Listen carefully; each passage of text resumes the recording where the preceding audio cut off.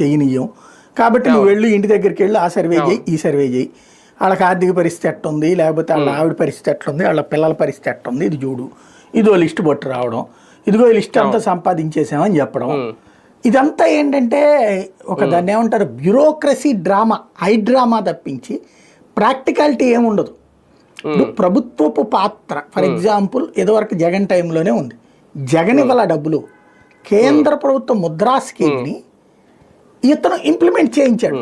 జగన్ అన్న చేయూత అనే ఏదో పేరు పెట్టాడు. దాని కింద ఏం చేశాడు, ఈ రోడ్ల మీద బళ్ళు, తోపుడు బళ్ళు పెట్టుకునేవాళ్ళు, చిన్న చిన్న హోటళ్ళు పెట్టుకునేవాళ్ళు, వాళ్ళందరికీ అప్పులు ఇప్పించాడు 15,000 రూపాయలు చెప్పి.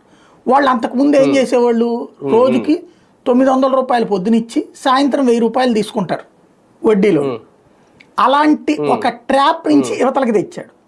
వాడికి ఆ డబ్బులు మిగిలిపోయినాయి కదా, ప్లస్ ఒక సేఫ్టీ, ఇవాళ సరుకు మనం అమ్మకపోయినా రేపు పొద్దున అమ్ముకుందాంలే అనేటటువంటిది. ఎందుకంటే ఒక ఫర్ ఎగ్జాంపుల్ పళ్ళు అమ్మేటటువంటి వ్యక్తి ఉన్నాడు, ఇవాళ రోజున కొనలేదు పెద్దగా జనం, పారేయలేడు కదా, రేపనే ఆప్షన్ ఉంటుంది. ఈ అప్పు గొడవ లేకపోతే ప్రశాంతంగా అమ్ముకుంటాడు.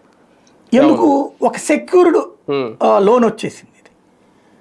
ఇవి ఇట్లాంటి దాన్ని సంపద సృష్టికి ఉపయోగం. అంటే ఇది కూడా సంపద సృష్టి ఏం కాదు, వాడి బతుకు వాడు బతకడానికి వాడి మీద ఉన్న